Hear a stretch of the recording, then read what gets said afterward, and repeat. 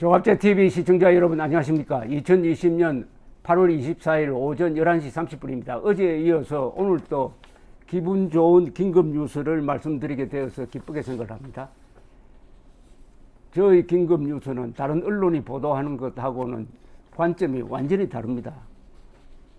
우선 지난 24시간 동안에 코로나 확진자 수가 200명대로 줄어들었습니다.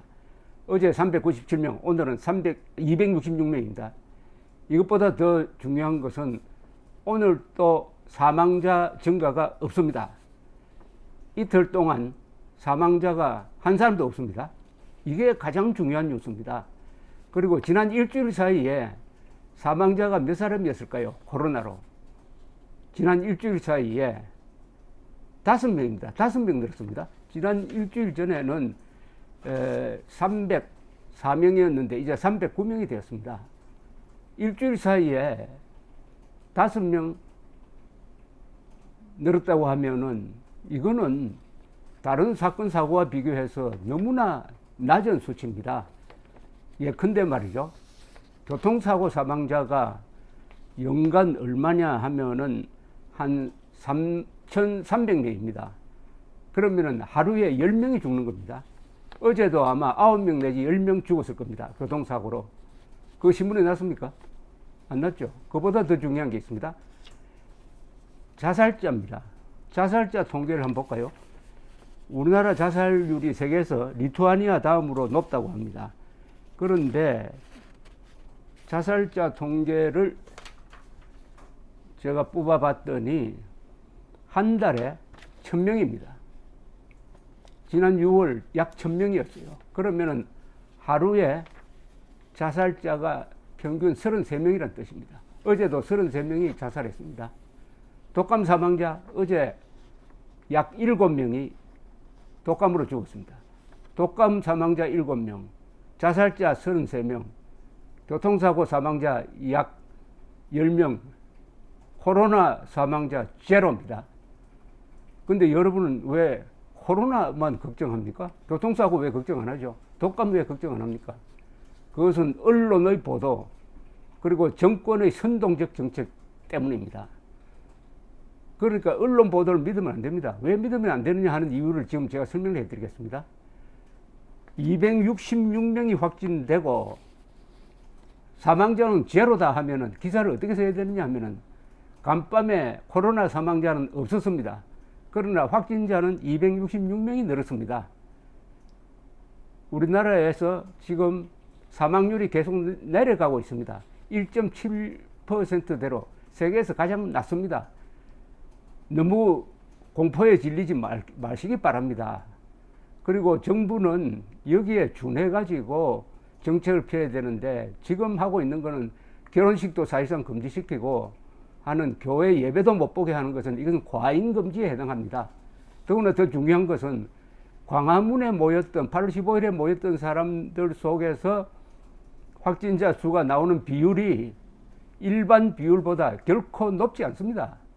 그러니까 광화문이 코로나 확산의 주된 원인이었다는 주장은 뒷받침이 안 되는 겁니다.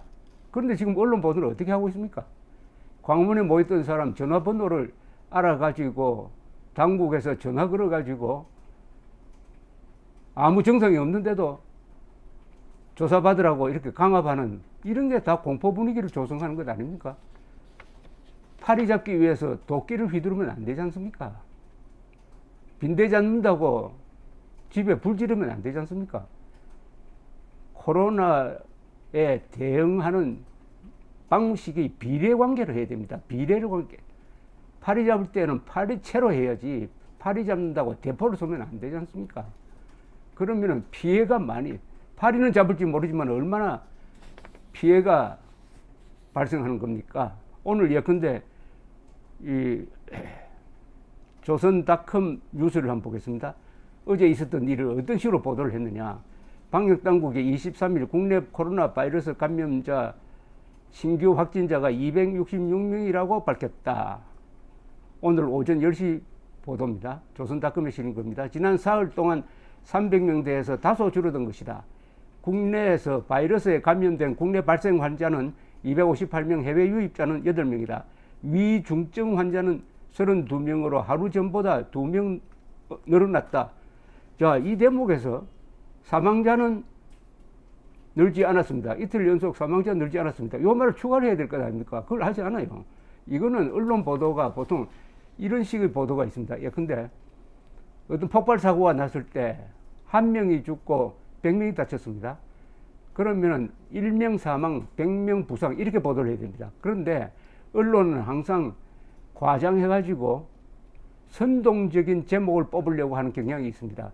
한 명 사망에 100명 부상이면 보도를 어떻게 하느냐? 100여 명 사상 이래버립니다. 아니 100여 명 사상하면은 죽은 사람과 부상자가 섞였는데 90명이 죽고 10명이 다쳤을 수도 있는데 한 명 죽은 걸 가지고 100여 명 사상 이런 식으로 보도하는 거하고 똑 맞춰가지고 수법인데 이거는 뭐냐면은 어떻게 하든지 독자들을 흥분시키려고 하는 겁니다. 사망자 숫자가 계속 나오는지 제가 읽어드리겠습니다. 24일 중앙방역대책본부 발표에 따르면 어제 국내 신규 확진자 258명 중 201명이 수도권 발생이었다. 서울 97명, 경기 84명 이렇게 쭉 나오고요. 국내 신규 확진자가 200명대로 떨어진 것은 19일 이후 나흘 만으로 하루 전인 22일 397명과 비교하면 131명이나 줄어든 것이다. 다만 전문가들은 주말 사이 진단검사량이 줄어들며 확진자가 줄어들었을 가능성에 무게를 두고 있다. 국내 진단검사 인원은 23일 어제 경우에 13,236명으로 가장 작은 규모였다. 20일에는 검사 인원이 2만 40명으로서 확진자가 315명, 21일에는 검사 인원이 2만 1,677명, 확진자 332명, 22일에는 검사 인원 15,386명, 확진자 376명. 즉 진단을 많이 하면은 비율상 확진자가 많이 생긴다는 그런 이야기입니다. 아니 이렇게 해놓고 사망자가 제로라는 말을 하지 않습니다. 이 기사에 가장 중요한 부분을 뺐습니다. 왜 이것을 뺐을까요? 사망자가 제로라고 하면은 국민들이 안심할까 싶어서. 국민들이 안심하면 안 되는 사람들이 있습니까 이거? 국민들이 안심하면은 아 이거 별것 아니지만은 너무 걱정할 건 아니구나 라고 생각하면은 불리해지는 사람이 누굽니까? 첫째 문재인 정권이 불리해집니다.